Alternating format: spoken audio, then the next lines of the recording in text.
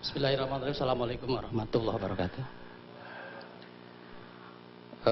Langsung saya kira yang pertama adalah apresiasi kepada KPK yang telah mengungkap kasus haji ini menjadi kiamat haji.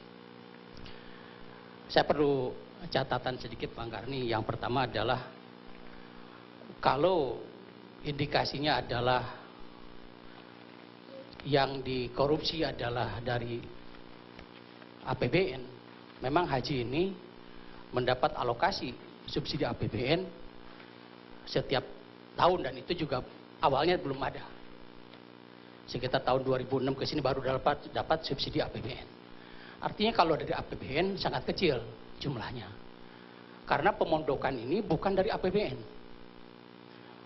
Sumber BPIH ini ada 4 sumber. Yang pertama adalah BPIH dari jamaah. Yang kedua adalah dari optimalisasi dana yang dititipkan oleh jamaah kepada rekening Menteri Agama, itu dikelola, jadilah optimalisasi. Itu menjadi sumber pembiayaan BPIH.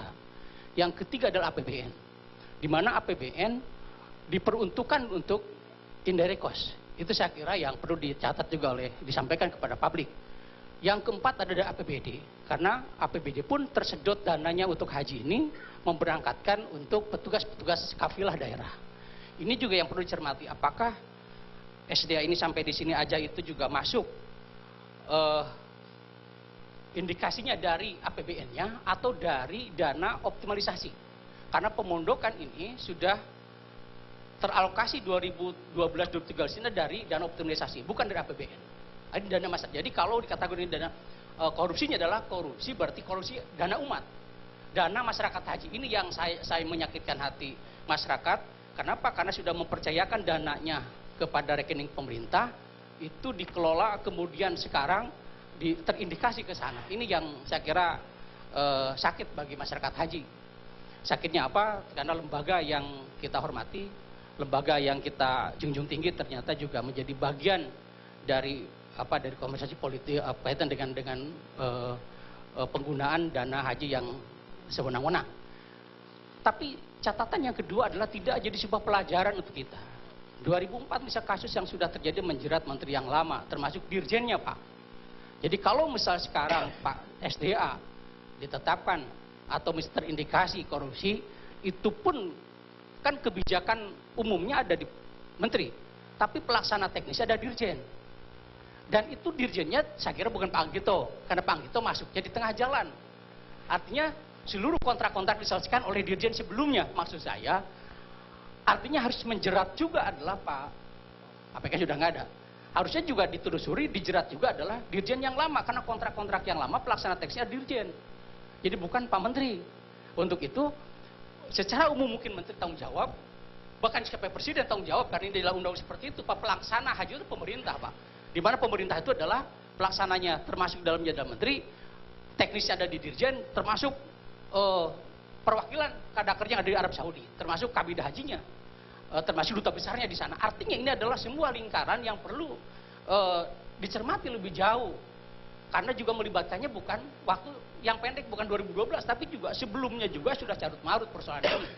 Betul, tadi misalnya pemondokan, kita sudah uji coba pemondokan 2007, 2003, 2005, 2007, itu dengan sistem zona, dengan ring dan sebagainya. Ini ternyata juga tidak mempan. Artinya banyak pilihan-pilihan.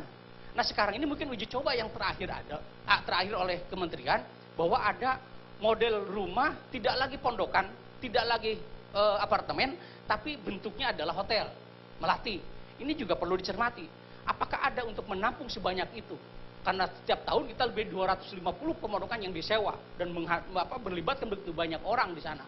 Dan yang anehnya lagi, yang perlu juga disampaikan adalah hampir setiap tahun kementerian membentuk panitia perumahan yang berkunjung ke sana, melihat rumah, menseleksi rumah, mana yang pantas, mana yang tidak pantas, mana catatan tahun yang lalu yang jelek, yang tidak ada WC-nya, tidak ada liftnya rusak, kamar mandinya juga tidak bagus, termasuk juga ventilasi dan sebagainya. Ini rekomendasinya masuk. Apakah diperpanjang, disewa atau tidak? Nah tahun depannya itu terus begitu dan bergulir. Nah ini kan sebuah pekerjaan menurut saya adalah haji itu bukan baru kali ini Bang. Dalam catatan sejarah haji kita tahun 1049 itu sudah haji Bang. sampai sekarang 97 tahun 2013 ini. Artinya begitu panjang perjalanan haji kita. Harusnya ya pengolahannya. Ya, seperti baheula itu. Artinya begini, pelaksanaan haji itu dikelola itu berumur bukan baru 10-20 tahun, sudah puluhan tahun, 67 tahun lamanya. Artinya kita sudah belajar dari sebuah kesalahan-kesalahan dan sifatnya dulu tambal sulam. Ini diperbaiki, lubang ini muncul. Ini diperbaiki, begitu terus. Nah sekarang dengan adanya perubahan-perubahan mendasar, dan ini saya kira kasus ini sebuah pelajaran untuk kita semua. Haji ini harus dilihat bukan hanya aspek administratif, bukan hanya sewa menyewa perumahan dan pemondokan, tapi harus lebih jauh ke sana adalah dana yang begitu besar yang menjadi bahan incaran semua orang. 64 triliun. Sebuah Kementerian Agama saya kira tadi dengan kelemahannya adalah tidak layak untuk menggarap ini. Kita harus belajar di kesalahan ini menjadi pembelajaran yang baik ke depan. Saya kira sebuah momen yang tepat kalau kita melihat ke sana. Karena dari dulu tuntutan kami dari Rabitah Indonesia adalah pemisahan dengan jelas mana operator dan mana eksekutor dan mana yang namanya regulator. Ini semuanya regulator dan operatornya ada di Kementerian Agama. Bahkan eksekutornya pun ada di sana. Jeruk makan jeruk yang ada. Sulit kita membedakan. Siapa yang mengawasi dan siapa yang diawasi, ini persoalan yang terus bergulir.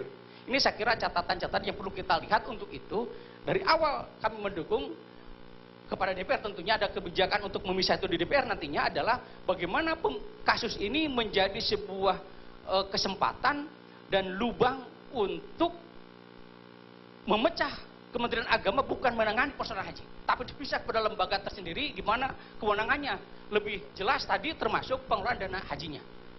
Badan tersendiri yang punya kewenangan untuk itu, sehingga lebih transparan, lebih profesional. Bahkan yang tadi tidak lagi jumlahnya SDM yang terbatas bidang agama, tapi juga akan investasi dan sebagainya. Karena dituntut seperti itu. Karena selama ini itu adalah celah itu yang menurut saya adalah menjadi bahan terus. Dan selama itu juga ada, siap-siap saja menterinya siapapun, dirjen siapapun adalah 5 tahun atau 2 tahun dalam perjalanan, ya KPK akan terus membidik. Maka siapapun menterinya, siapapun dirjennya, ya mungkin akhirnya dipenjara semua, Bang. Kalau sistemnya seperti ini, untuk itu perlu segera dibenahi sistem dan model penyelenggaraannya. Ya jangan-jangan ke KPK bilang udah bertahun-tahun, udah kejadian ini. Sebelum-sebelumnya juga kata Pak Anggito dan jangan-jangan menteri-menteri yang lama juga ikut bertanggung jawab. Tapi menurut catatan sejarah udah 3 menteri yang masuk.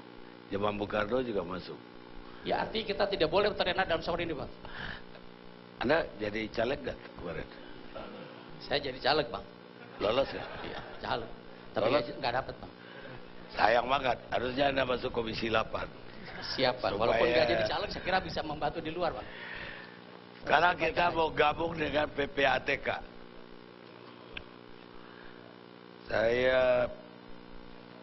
Selamat malam Pak Yusuf. Assalamualaikum Bang Karni. Assalamualaikum Bang Karni. Waalaikumsalam. Pak Yusuf, landasan salah satu KPK adalah dari laporan yang dia terima dari PPATK. Apa temuan-temuan PPATK yang kemudian dikembangkan juga oleh KPK? Baik, terima kasih Bang Karni. Jadi pertama perlu kami sampaikan bahwa pada saat kita mendapat informasi atau laporan dari masyarakat, di mana kita lihat juga bahwa hampir setiap tahun masalah pondokan, masalah catering itu jadi masalah. Kami terus sejak 2004 kita telusurin sampai dengan 2012 di 14 provinsi selama 10 bulan. Total seluruh dana yang kita lakukan pemeriksaan pada saat itu sekitar 84 triliun. Kalau istilah bahasa itu dana casting tadi ya. Kemudian kita temukan juga dana yang dari ONA Plus kita sekitar 75 juta US dollar.